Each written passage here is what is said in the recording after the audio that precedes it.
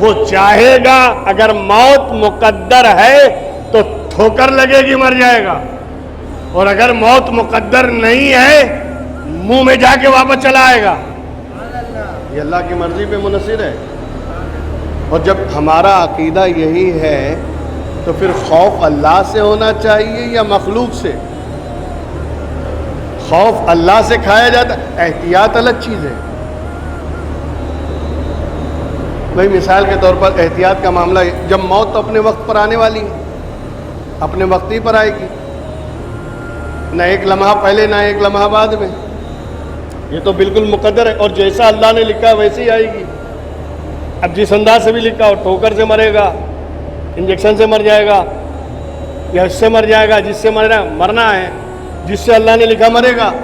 اچھا اللہ نے جیسا طے کیا ویسے ہی مرے گا نا، یہ تو پکی بات ہے نا۔ انتہا کی بات تو یہ ہے کہ جس کی جہاں لکھی ہے وہیں مرے گا۔ اگر وہ انگلینڈ میں ہے اور انڈیا میں لکھا ہے تو اسے انڈیا آنا ہی ہے۔ مٹی کھینچ لیتی ہے،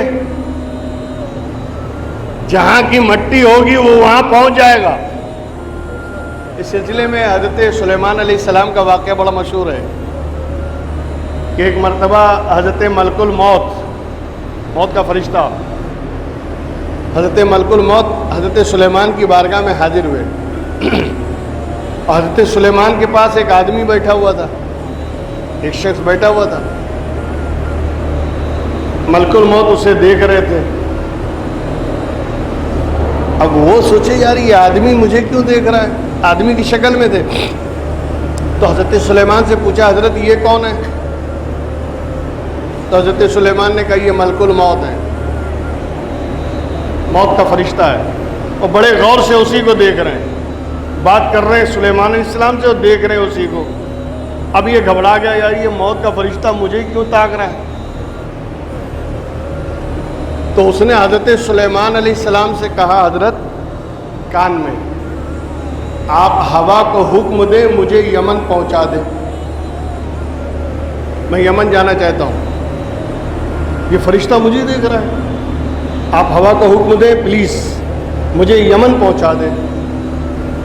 حضرت سلیمان علیہ السلام نے ہوا کو حکم دیا کہ اس کو یمن پہنچا دو، ہوا نے پہنچا دیا۔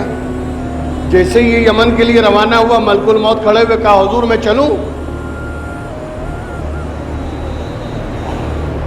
کہا کیوں؟ کہا میرے پاس جو دفتر تھا اس میں لکھا ہے کہ اس آدمی کی روح یمن میں قبض کرنا ہے، اور یہ یہاں بیٹھا ہوا ہے، وہی تو میں دیکھ رہا ہوں کہ اس کی روح مجھے یمن میں نکالنا ہے، اور یہ یہاں کیا کر رہا ہے؟ وہ تو اچھا ہوا ہوا کے ذریعے آپ نے پہنچا دیا، اب جاتا ہوں پیچھے پیچھے اور وہیں اس کی روح نکال لینا ہے۔ تو جس کی جہاں لکھی ہے وہیں ہوگا،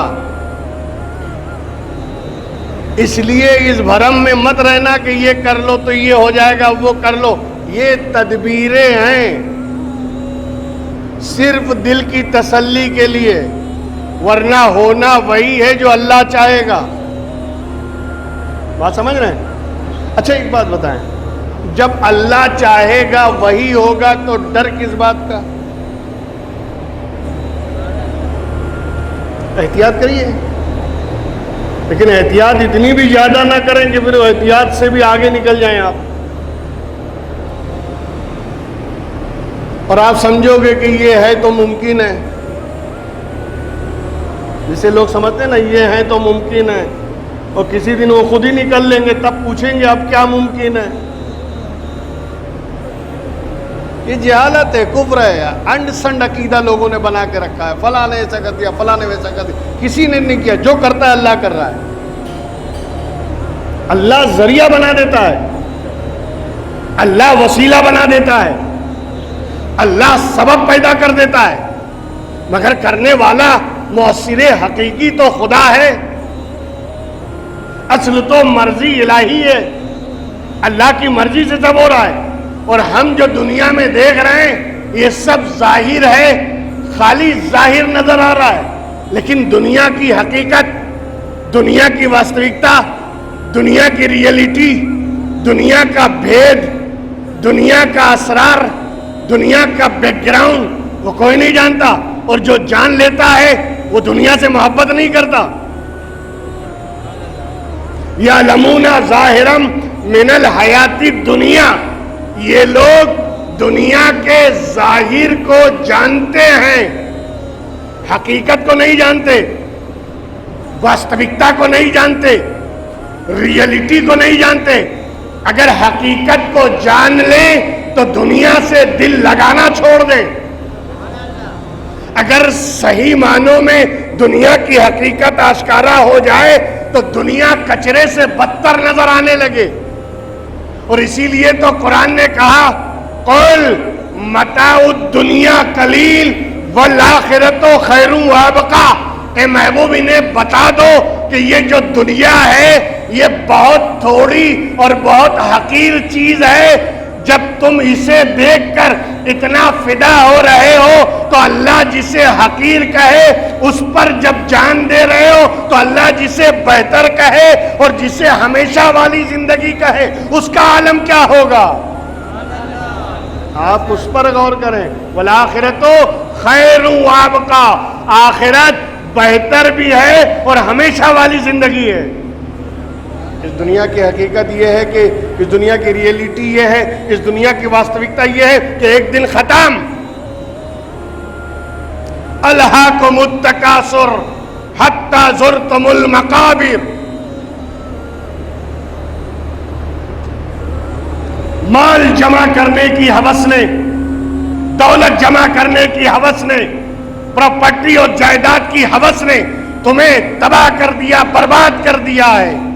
حتی زرتم المقابر، اور تم اس میں اتنا لگے رہے یہاں تک کہ تم قبروں میں پہنچ گئے، تمہیں خدا یاد نہیں آیا۔ قبروں میں جانے تک تم ہائے دنیا، ہائے دنیا، ہائے روپیہ، ہائے پیسہ، ہائے دولت یہی کرتے رہے، اللہ کی طرف لو نہیں لگایا۔ حتی زرتم المقابر، اپنی اپنی قبروں میں پہنچ گئے، خدا یاد نہیں آیا، اللہ سے لو نہیں لگی، بس وہی دنیا داری، صبح دنیا داری، شام دنیا داری، دن میں دنیا داری، رات میں دنیا داری، محفل میں دنیا داری، تنہائی میں دنیا داری، گھر میں گھسے تو دنیا، باہر نکلے تو دنیا، دکان پہ گئے تو دنیا، تجارت میں گئے تو دنیا۔ ابے انتہا تو اب یہ ہے قبرستان جاتے ہو تو دنیا داری۔ حتی زرتم المقابر سوف تعلمون ثم کلا سوف تعلمون۔ اللہ فرماتا ہے ٹھیک ہے لگے رہو دنیا میں، ان قریب تم جان جاؤ گے، ان قریب تمہیں پتہ لگ جائے گا، ان قریب تمہیں علم ہو جائے گا ہم تمہارے ساتھ کیا کرنے والے ہیں۔ ثم کلا سوف تعلمون، ہاں تم جان جاؤ گے کہ ہم تمہارے ساتھ کیا کرنے والے ہیں۔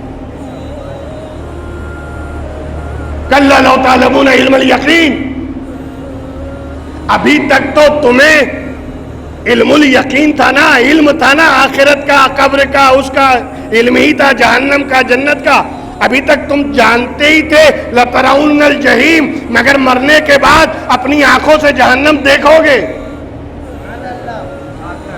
آپ قرآن پڑھیں، اس لیے دنیا صرف اللہ نے برتنے کے لیے دیا ہے، اور ہمیں چاہیے کہ ہم اس دنیا میں رہیں تو ایک مسافر کی حیثیت سے اللہ کے حکم کے فرما بردار بن کر، اللہ کے تابع دار بن کر، مصطفیٰ جان رحمت کے جانثار بن کر، شریعت کے پاسدار بن کر اس دنیا میں ہمیں جینا ہے۔ اس لیے کہ جب پیدا ہوئے اس کی مرضی سے، مریں گے اسی کی مرضی سے، تو پھر قسم کھا لیں جئیں گے بھی اسی کی مرضی سے، کھائیں گے اسی کی مرضی سے، پئیں گے اسی کی مرضی سے، دنیا میں سانس لیں گے تو اسی کی مرضی سے۔ اور اگر تم نے اس طرح کی زندگی گزاری کہ سب کچھ اللہ کی مرضی سے کرنا شروع کر دیا تو پھر اللہ بھی اعلان کرتا ہے من کان للہ کان اللہ لہو، جو بندہ اللہ کا ہو جاتا ہے تو پھر اللہ بھی اسی کا ہو جاتا ہے۔